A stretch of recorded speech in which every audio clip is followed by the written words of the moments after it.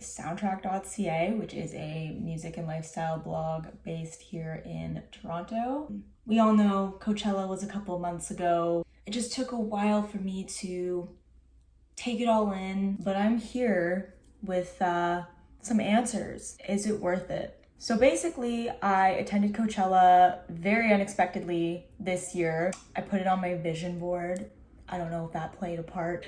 Basically, about 2.5 weeks before I got the email, they wanted me to attend as press. And I was like, obviously, yes. However I need to make this happen, I'm going to make it happen. My only option was car camping. My friend was down and we basically rented a car from Turo, which is kind of like Airbnb, but it's like for cars. Booked extremely long flights. Like we're talking, I think it was like over 12 hours to get there.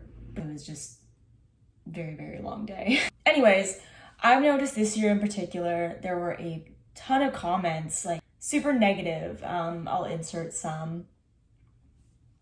I was like, you know what? I'm not gonna get super excited because then I'm bound to be disappointed. In this video, I'm gonna answer a few questions you guys had about the festival that you guys sent on Instagram, and I'm also gonna give you some tips and also tell you whether or not it was worth it. So first question, what is your favorite crowd positioning? Invest into earplugs, sound dissonance. Probably would be like right or left, like pretty much like right by the stage if you can. Because you're nice and close, and like I find that area is just typically not super crowded. If you're looking at the stage like from the very back of the crowd, it looks like impossible to get there. But if you just walk along the side, it takes a few minutes and you're right up front, and the energy is great and stuff. Invest into earplugs. That's probably something I should have done, to be honest. I think earplugs are always good to have at like any concert. It's something I should do more. So I'm gonna say yes, I'll probably do that next year. Sound system, the crowd looked huge. Wonder how it sounded from different sides. The sound was great, in my opinion. I don't have any complaints there. And there were also a couple of different stages that were actually like inside. Yeah, sound was awesome. Who was your favorite up and coming artist you got to see perform? Probably iDress. He was great, super energetic, broke guitar. I also had an interview with him you can check out. I'm gonna link that below. Overall vibes from the festival goers. So this I cannot stress enough. They were like the nicest people I've ever met at any music festival. Like I made so many friends, not just me, but like me and my friend I went with. Like everyone was just so friendly. I had a lot of people asking me like this question, and also about like influencers being there and if people were stuck up. But to be honest, I've never made more friends at a music festival. Like I find that some of the festivals here, like everyone is just kind of like in their own crew doing their own thing, which is totally fine. I just really felt like there was like a community aspect to this festival, and especially if you're camping, like my neighbors were so friendly and so fun. So yeah, best vibe from the festival goers. I don't know if it's because I went weekend too. Like I personally didn't really see any famous people or influencer vibes in the crowd. I've heard weekend two is a lot more about the music, which is the vibe I got, to be honest. But yeah, the people were great. How was the atmosphere being there? Weather was awesome. Too hot, usually around like the 12 to 2 p.m. mark, really hot. But the atmosphere was really fun. It's definitely busy. There's a lot going on. So, you know, if you're someone who experiences FOMO, you kind of have to like learn to forget that and just like be present, enjoy where you are. There's a bajillion things happening at once. You kind of have to let go of that FOMO and understand like you cannot be in 1,000 places at once.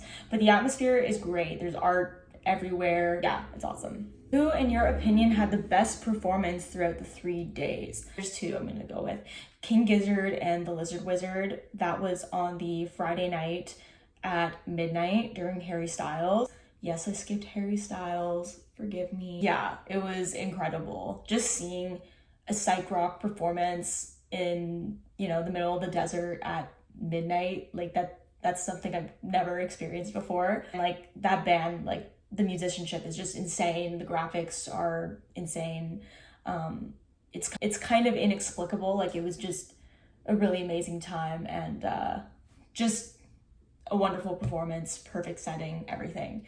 And then I'm also gonna say probably Fatboy Slim in the Yuma tent. I've been a fan of Fatboy Slim for like years, so that was really like full circle moment. Very like techno and house vibes, but he also incorporated like a lot of his original tracks and did some cool remixes and stuff. And yeah, I had a great crew with me, so it was just a great time.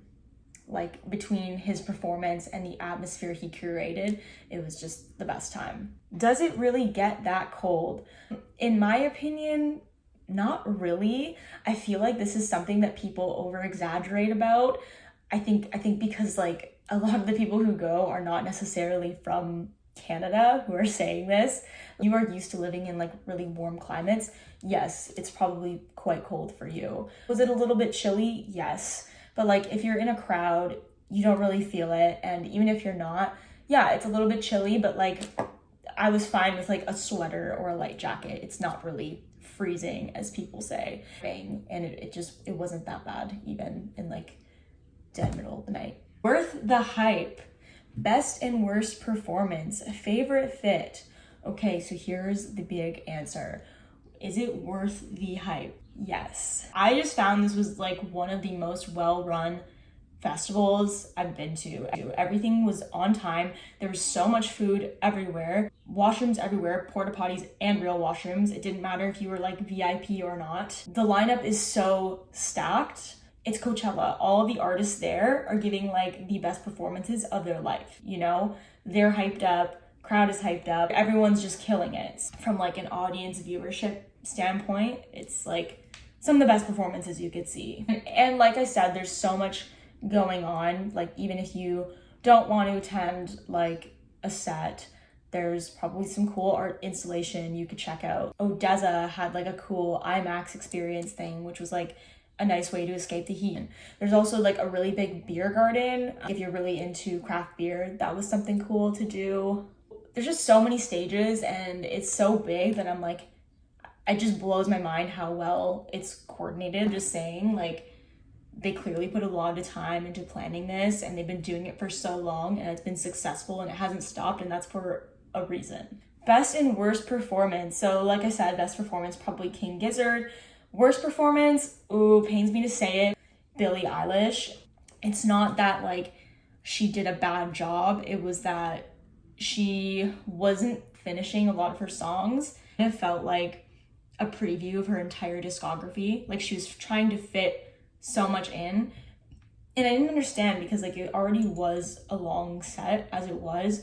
I just was kind of thinking, why don't you just trim off like 4 songs, and then like you can actually play your songs in full. And it was always at like really awkward points too. Listen, she gave a great performance. I'm a Billie fan. I was so excited, and it was still a good time, but that was probably my least favorite, just for that reason. So there you have it. Answered some of your questions. I'm gonna give you some tips if you ever plan on attending, which I highly recommend you do if you get the chance. Dress comfortably, and I know that sounds so generic, but like, I really, really mean this, especially if you're not staying on site. Pretty much every day I would change like halfway through, or even like not halfway through, just because like my shoes weren't comfortable or something. And luckily I could do that, because like I said, I was staying there, and I had brought like a bunch of different stuff to wear. But like, you know, if you're staying off site and you have to take an Uber half an hour away, it's, you know, you're probably not going to leave and do that, because leaving is such a hassle, or so I've heard. So you just dress as comfortably as you can if you are not staying on site. Also, don't be afraid to just wear whatever you want. That was another thing. Like, I was so hyped up in my head about what I was going to wear, and I was so nervous. I didn't really see it as some like competitive fashion thing once I was there. It was really just like people wearing whatever they wanted. Like, there was some people who were really extra and wearing like really like high fashion stuff, and then really like artistic and crazy outfits. And then there were people who were just like wearing band tees and really casual things. Like, it's really whatever you want. Don't be afraid to like express yourself, and just do whatever. It's just not worth it. Hydrating is so important, and I know, again, everyone says this, but like now that I've been there and I've done it, like, yeah, you need to drink a lot of water. You just don't realize how dehydrated you are, especially like if you're from Toronto or something. Like, we're just not used to those climates, especially in April. Another one is consider camping. Listen, it's not the most glamorous, but it cuts down on costs and you get to stay directly on the site, which is extremely convenient.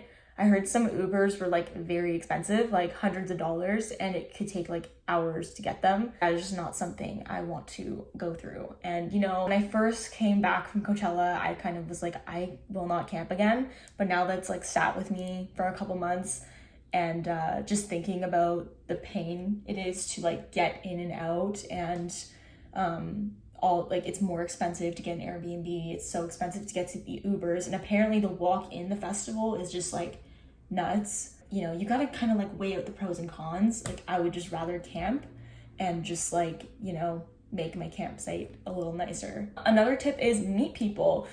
Don't be afraid to split up from your friends, but do so within reason, obviously. So like me and my friend, we would spend like the beginning of the day together, you know, catch a set or two, and then usually I wanted to see something that she didn't want to see, or vice versa. So we would just split up for like the later part of the afternoon and then pick a meeting spot, usually around like 6, 7, 8, it depended on the day. And this was just like a really good way to like keep us both happy. We could like do what we wanted, but also to like meet new people. Just make sure you're very specific about where you're meeting. So like, don't say, hey, meet me in front of the Ferris wheel, because there's literally like thousands and thousands of people there. You're never gonna find them. Like, be very specific about where you're meeting. Encourage like meeting new people and just experiencing that, because like I said, we both met such great people. Just like, you know, do so within reason. That's why I say we met up like before the beginning of the evening, because yeah, it's just safer. Bring a portable phone charger. Your phone will die. It's true, there's not a lot of service at Coachella, especially when you're like inside the indoor stages. I wouldn't say, like, for me, I did have service. It wasn't like there was absolutely no service the whole time. Like, I've heard people say that in videos before, and that thankfully just like wasn't the truth. The thing is, like, because there are so many people there trying to use their phones, service is a little spotty, so it uses your battery, obviously. So if you can, bring like 2 portable phone chargers. They do have some charging stations on site, but it literally would take like an hour to get like 10 or 20%. 20% is like the good end. I actually don't think that ever happened using one of those public chargers. Get there early if taking photos is a priority for you. It starts to get really busy around 4 or 5, and then there's like so many people everywhere trying to get photos, a lot of time in the same places. So if that's a priority for you, which like I think it is important, get there early, get it over with. You know, it won't be like as difficult. Also accept the fact that like you're not going to see every artist you want to see. It's literally impossible, but feel okay with it, because like I said, every artist is like giving the performance of their life, and there's so much going on. Learn to be in the moment, try not to have FOMO. Everything that's happening around the festival is amazing, so you're not missing out. And take photos for memories, not just for Instagram. That's something looking back, I kind of regret doing. I feel like everything I was doing, I was trying to capture like for the blog. Luckily I did bring a disposable camera, and I got some like fun random candid shots from that, but I really wish I just like took some other random photos just for me to have and not necessarily to share on social media. Okay, and I'm gonna give just like a few camping tips. Number 1, you need a canopy, non-negotiable. Like, I thought it was something like I wasn't going to need, but like you 110% need it. It is blazing hot. You'll die. You'll get super dehydrated, and honestly, like, getting ready in the heat is already challenging enough. Like, you need the shade, and especially over your tent. So you go to Walmart. We got like a really cheap one. I think it was like 40 or 50 US. Me and my friend split it, and then at the end of the festival, we just like gave it to our neighbors. Get ready as early as possible. So this was a mistake I made. Sometimes I didn't start getting ready until like 11 or 12, and I found that out there, that was like the hottest point of the day. It was like really challenging to get ready. It challenged me physically, because you're just like, it's just so hot, and it's like hard to focus, and like you're like looking for things and you're losing things and you're running from your car to your tent, and it's just hard. Like, it's really, really challenging. So I finally learned my lesson, and like on the last day I got ready like as early as possible and just got it over with. And yeah, you need to do, if you're camping, you need to do that. Bring snacks, like a good variety, fruit, you know, I think that's common sense. Try and get as close to the grounds as you can. So for us, like, we pretty much pulled up and then we told the like people who were like, they pretty much like guide you to, like, they tell you where to go. So we pretty much were like, hey, like, we are trying to meet up with our friends like in this lot. And then they were like, okay, like, this is as close as I can get you. We ended up being quite far from our friends, but like for some reason we got a really amazing spot like right near the entrance. I don't know how we lucked out with that, because we arrived on the Thursday night at like 10 p.m. Whereas I know some people arrive on Wednesday at like midnight or something to line up. So I don't know how we lucked out, but yeah, just try and like, you know, persuade the guards if you can, because man, that walk, like, we didn't really have a walk to get into the festival, but like some of the campsites are so far. For showering, shower really early or around 11 a.m. or 12 p.m. The only thing is, if you shower around 11 or 12, you're going to be getting ready in that heat. Yeah, I would say even consider just bringing your own portable shower. I think I'm going to be doing that next year, because yeah, I was waiting in a line for like an hour and a half, and then I had other stuff to do. Like, I couldn't wait anymore. So I ended up just like taking a portable shower with a jug of water. Yeah, I know you can bring your own portable shower and like go to the water fill-up stations and then carry it back, but I think that's just like a lot, especially when it's like a bazillion degrees outside. So what I recommend is buying water jugs from like Target or Walmart. I'd say buy like four to six. It really depends how many people you're with, and then use that to fill up your portable shower. And then that way you don't need to like go on a big hike to do that in the blazing hot heat. Yeah, next year if I go, I'm gonna be doing that. If you want sleep, you need earplugs and you need a blackout eye mask. It is loud, like very loud. I didn't get a lot of sleep the entire festival. I was running on like pure adrenaline, and like I was fine. I felt fine. It was just like when I got home, I just wanted to sleep for like 3 days. But like, yeah, understand, like, it is loud. There's people partying to like 4.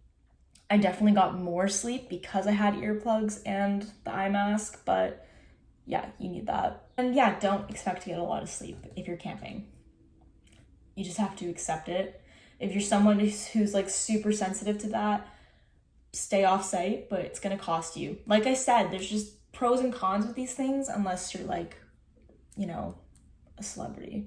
Moral of the story, it's worth it. I had the most amazing time.